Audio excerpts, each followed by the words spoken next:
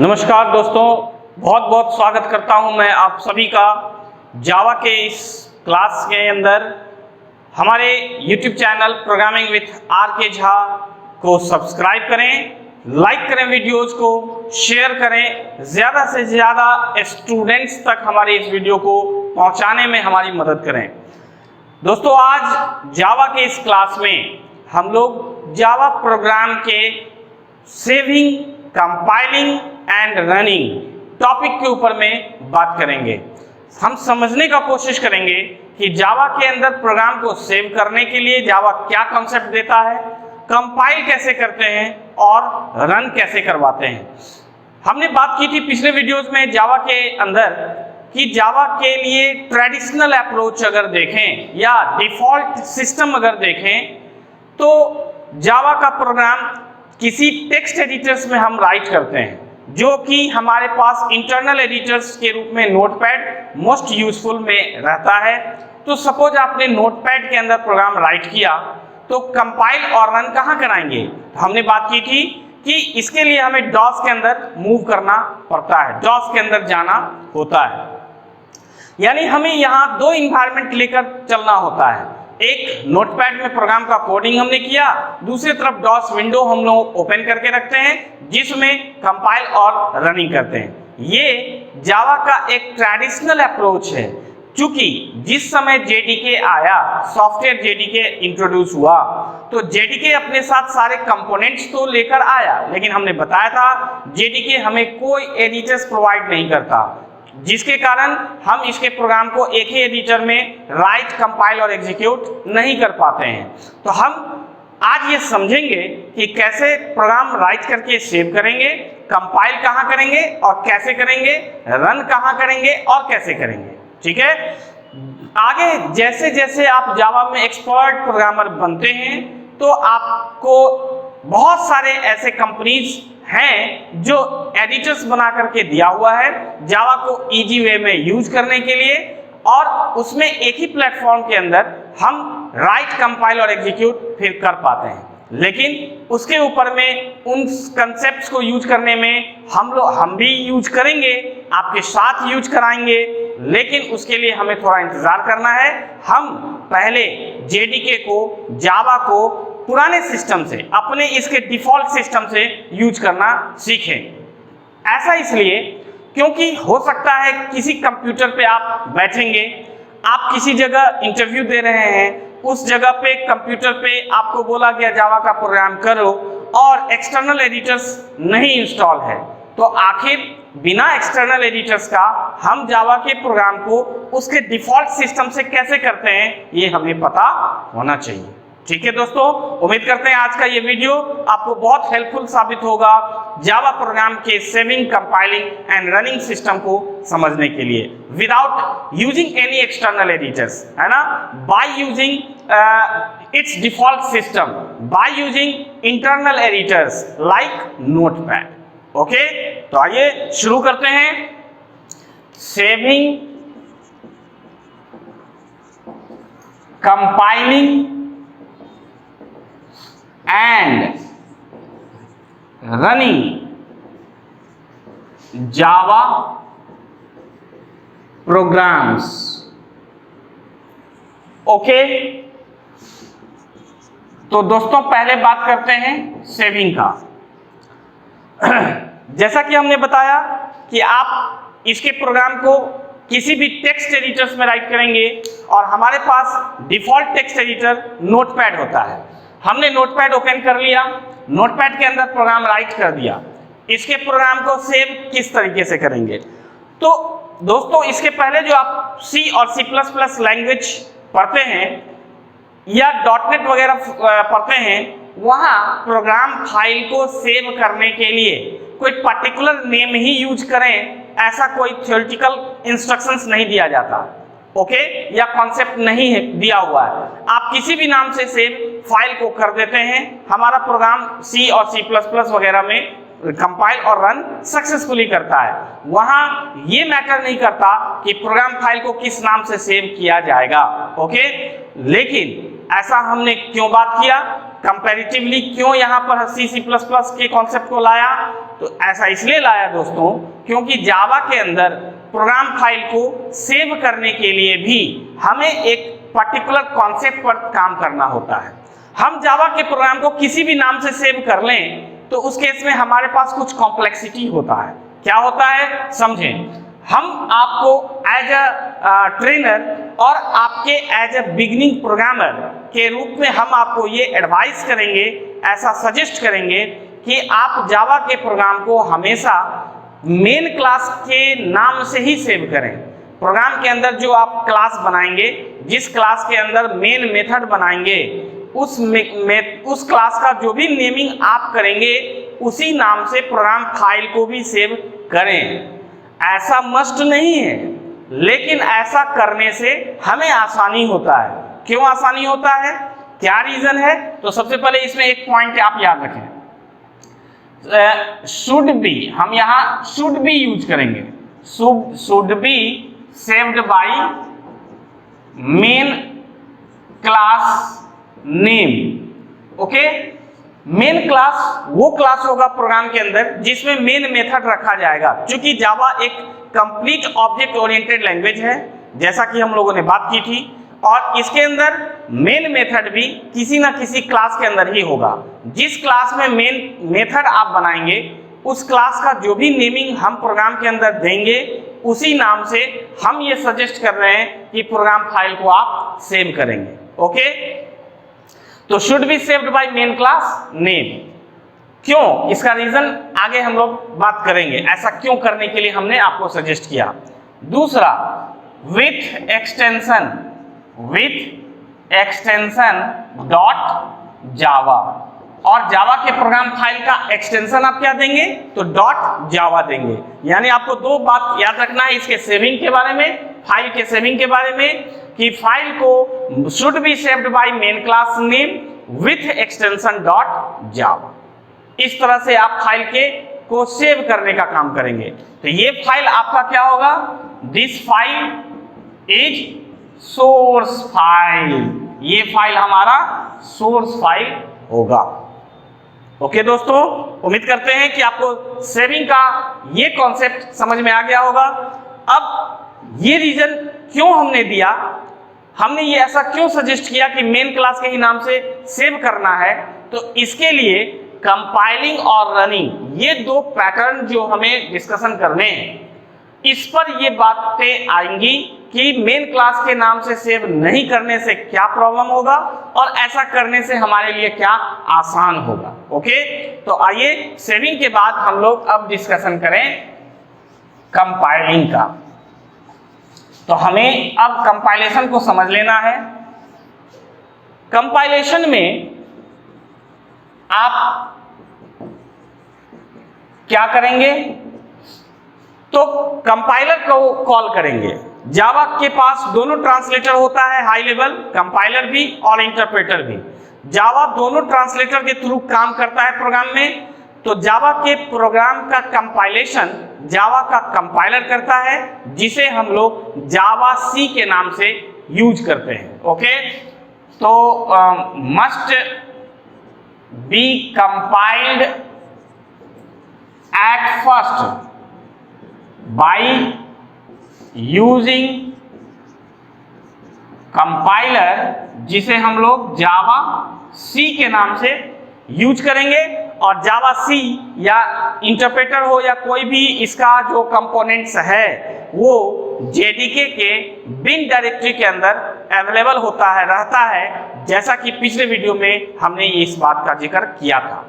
तो जावा का कंपाइलर आपको जेडीके के बिन डायरेक्टरी के अंदर अवेलेबल होता है। अब आप क्या करेंगे दोस्तों कि हमें डॉस मोड ओपन रखने हैं। ये हम लोग डॉस स्क्रीन की बात करते हैं। विंडोज से डॉस मोड में आप चले गए। डॉस मोड में अब जेडीके को यूज करने का दो स्टाइल होता है, हम ऐसा कह सकते हैं। एक पहला स्टाइल कि जेडीके इंस्टॉल करने के बाद हम अगर उसे किसी भी ड्राइव से, किसी भी डायरेक्टरी से डॉस मोड में एक्सेस करना चाहें, हम चाहें कि हम किसी भी डायरेक्टरी पे कंपाइलर और इंटरप्रेटर को कॉल करें तो हमारा काम हो, इसको रिकॉग्नाइज कर ले, इसके लिए जेडीके का ग्लोबल पाथ सेटिंग हमें करना होता है।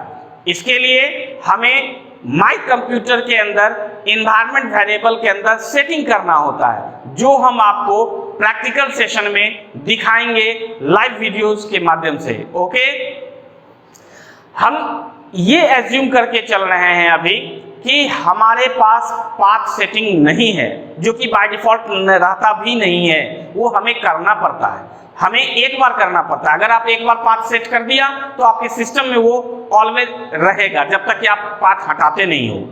लेकिन अगर पाथ सेट आपने अभी तक नहीं किया है या आपको पाथ सेट करना नहीं आता है, तो आपका काम होगा कि हमें ऐसा प्रॉम्प्ट सेटिंग कर लेना होगा ताकि हम जावासी और जावा को एक्सेस कर पाएं। तो इसके लिए आपको ऑलरेडी डॉस के कमांड्स पता होंगे। डॉस के अंदर डायरेक्टरी चेंजिंग करने के लिए हमें डायरेक्टरी से बाहर निकलने के लिए हमें कौन कौन से कमांड्स यूज करने होते हैं। उम्मीद करते हैं कि उतना कॉन्सेप्ट आपको डॉस का वो पता होगा। हम इस बात को मानते हुए हम यहाँ डायरेक्ट प्रॉम्प्ट लिखने की बात कर रहे हैं। ये आपका हमने एज्यूम कर लिया कि आप जेडीके के जो भी वर्जन्स को यूज कर रहे हैं, मान लिया 1.16 ही यूज कर रहे हैं आप, इसके अंदर बिन डायरेक्टरी को आपने रख लिया है, यानी ये हमने पाथ सेट कर लिया, हमने प्रॉम्प्ट बना लिया। पाथ सेट नहीं किया हमने, ये प्रॉम्प्ट बना लिया डॉस प्रॉम्प्ट के अंदर। ओके, हमें ऐसा इसलिए करने का जरूरत है कि पाथ सेट अभी हमने नहीं कर रखा है। पाथ सेट नहीं कर रखा है तो हमें प्रॉम्प्ट बनाने होंगे ताकि जावासी और जावा को हम एक्सेस कर पाएं। और इनिशियली आप अपने प्रोग्राम फाइल को भी बिन डायरेक्टरी के अंदर ही सेव करेंगे ताकि आपका फाइल भी एक्सेस हो पाए। ओके, अगर पाथ सेट कर दें तब हम इस कॉन्सेप्ट से फ्री हो जाते हैं कि डॉस में हम इसी प्रॉम्प्ट पे काम करें। हम किसी भी डायरेक्टरी से कंपाइल और रन करेंगे, हमारा काम होगा। इन चीजों को हम आपको दिखाएंगे प्रैक्टिकल के माध्यम से वीडियो बना करके। ओके, तो यहां हमने कंपाइलेशन के लिए लिखना होता है जावासी और फिर फाइल नेम डॉट जावा। ये आपका यहां एंटर की प्रेस करते हैं, ये कंपाइलेशन स्टेप हुआ। यानी डॉस में हमें आने हैं, प्रॉम्प्ट बना लेने हैं और फिर कंपाइलेशन के लिए हमें लिखना है जावासी, यानी कंपाइलर को हमने कॉल किया और फाइल नेम डॉट जावा। यहां अब देखिए फाइल नेम डॉट जावा जो हमने फाइल बनाया था, हमने बताया कि मेन क्लास के नाम से फाइल हमने बना लिया, डॉट जावा एक्सटेंशन देना है, हमने दे दिया। दोस्तों, कंपाइलर को हम किसी भी नाम से फाइल सेव किए हुए हैं तो हम फाइल नेम डॉट जावा देंगे, कंपाइलर मेरे प्रोग्राम का कंपाइलेशन कर लेगा, ठीक है। लेकिन रनिंग के टाइम में इंटरप्रेटर को, रनिंग इसका इंटरप्रेटर करेगा, जो आगे हमें देखने हैं। हम जब इंटरप्रेटर कॉल करेंगे और रनिंग के लिए हम एग्जीक्यूट करेंगे, कमांड पास करेंगे, तो इंटरप्रेटर को हमेशा मेन क्लास का ही नाम देना होता है, क्योंकि मेन मेथड से ही प्रोग्राम का रनिंग स्टार्ट होता है। जैसा सी में भी होता है, C++ में भी होता है, जावा में भी मेन मेथड से ही प्रोग्राम स्टार्ट होगा। क्योंकि मेन मेथड यहाँ ग्लोबल नहीं है, यानी क्लास के बाहर नहीं है, क्लास के अंदर है, तो हमें ये बताने होते हैं इंटरप्रेटर को कि किस क्लास के अंदर मेन मेथड है। उस केस में मस्ट हो जाता है, ये फिक्स्ड कॉन्सेप्ट है कि इंटरप्रेटर को हमेशा मेन क्लास का ही नाम देना होगा। तो अगर हम फाइल को सेव अलग नाम से करते हैं और प्रोग्राम के अंदर मेन क्लास का नाम अलग होता है, तो हमें दो नेमिंग हमेशा हर प्रोग्राम के रिस्पेक्ट में याद रखना होगा, या ऐसा कहें कि हमें एक टेबल मेंटेन करना होगा कि हमारे इस प्रोग्राम में फाइल का नाम क्या है और मेन क्लास का नाम क्या है। हम इस कॉम्प्लेक्सिटी से बचने के लिए हमने क्या टेक्निक बनाया, हमने क्या कॉन्सेप्ट बनाया कि फाइल को सेव ही कर दो मेन क्लास के नाम से। हम कंपाइलर को जब कॉल करेंगे तो फाइल नेम डॉट जावा दे देंगे, यहाँ इसे फाइल नेम मिल गया। और जब रनिंग में यही फाइल नेम हम यूज करेंगे तो वो मेन क्लास का नाम ऑलरेडी है, हमारा इंटरप्रेटर का भी काम हो गया और हमारे लिए भी कॉम्प्लेक्सिटी नहीं हुआ याद रखने का। हमें सिर्फ फाइल नेम याद रखना है कि हम वो तो लिस्टिंग में भी शो होंगे कि हमने किस नाम का फाइल बनाया है।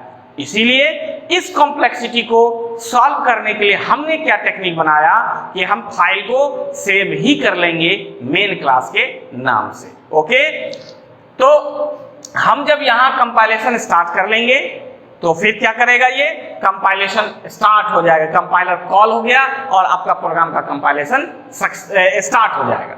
अगर कंपाइल सक्सेस रहेगा तो फिर यही प्रॉम्प्ट फिर से आपको बिना कोई मैसेज का स्क्रीन के ऊपर रिप्रेजेंट हो जाएगा।